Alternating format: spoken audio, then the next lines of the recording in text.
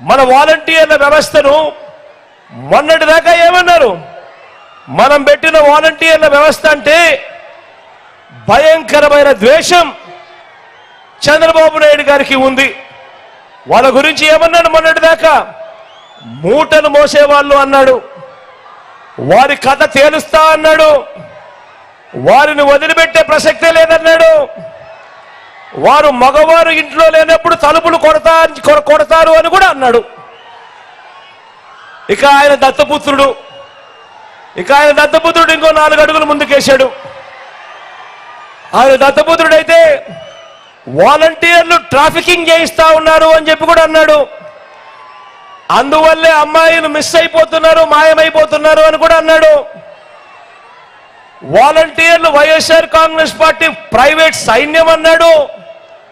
వాలంటీర్లు జగన్కు అధికార పెగసిస్ అని కూడా ట్వీట్ చేశాడు దత్తపుత్రుడు.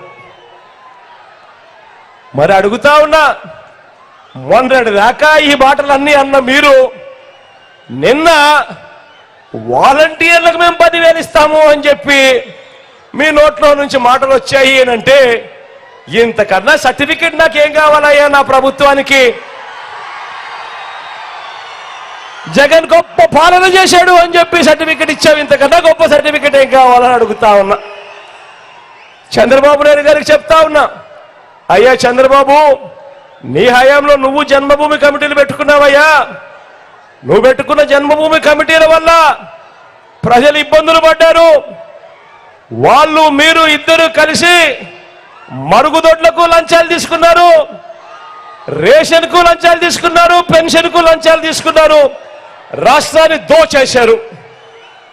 కానీ మీ జగన్ తన అభిమానులతో తాను తెచ్చుకున్న వాలంటీర్ వ్యవస్థ ఏకంగా లంచాలు లేకుండా, వివక్ష లేకుండా మీ జగన్ మీ బిడ్డ బటన్ నొక్కుతా ఉన్నాడు.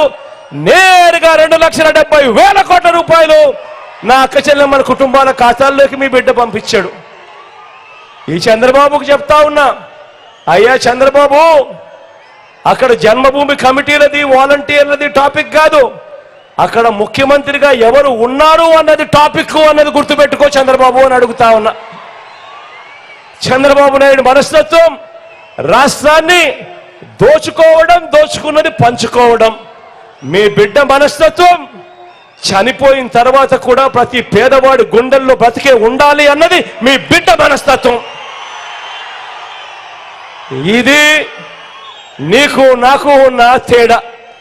చివరికి చంద్రబాబు నాయుడు గారు చేస్తా ఉన్న మోసాలు ఏ స్థాయిలో ఉన్నారు అని అంటే, ఇదే మనిషి చంద్రబాబు నాయుడు గారు మొన్నటికి మొన్న నిమ్మగడ్డ రమేష్ అని తన మనిషితో తానే ఎలక్షన్ కమిషన్కు కంప్లైంట్ చేయించి అవ్వాతాతలకు ఇంటి వద్దే అందాల్సిన పెన్షన్ ఆపిచ్చి ఆ అవ్వాతాతలు ఇబ్బందులు పడేట్టుగా చేసి చివరికి అనేక మంది అవ్వాతాతలు మరణానికి కూడా కారణమైన ఈ చంద్రబాబు ఈరోజు ఒక్కసారిగా గాలి ఎదురు తిరిగేసరికి చంద్రబాబు నాయుడు గారి మోసం, చంద్రబాబు నాయుడు గారిలో ఉన్న మోసం మళ్ళీ చంద్రముఖిలా వల్ల పైకి లేచింది.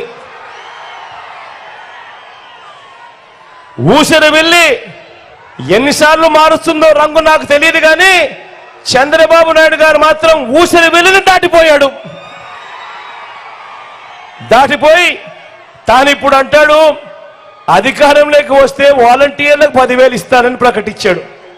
చెప్తా ఉన్నా ఇదే చంద్రబాబు, అయ్యా నీ మోసాలు అందరికీ తెలిసినవే.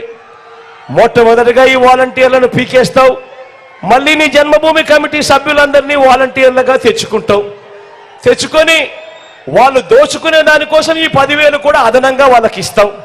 ఇది నువ్వు చేయబోయే మోసపూరిత రాజకీయం అన్నది చిన్న పిల్లాడిని అడిగినా కూడా అందరికీ తెలుసు అని ఇదే పెద్ద మనిషి చంద్రబాబు నాయుడు గారి గురించి చెబుతూ, ఇదే చంద్రబాబు నాయుడు గారు తన బ్రతుకంతా కూడా అబద్ధాలే పునాదులుగా, మోసాలే అలవాటుగా, వెన్నుపోట్లే తన చరిత్రగా. సినిమాలలో ఎప్పుడైనా విలన్ క్యారెక్టర్ చూస్తే అది చంద్రబాబు క్యారెక్టర్ కిందనే గుర్తుకొచ్చే కార్యక్రమం జరుగుతుంది చంద్రబాబు నాయుడు చేసిన పనుల వల్ల. ఒకసారి మీ అందరికీ గుర్తుందా? ఇదే పెద్ద మనిషి చంద్రబాబు నాయుడు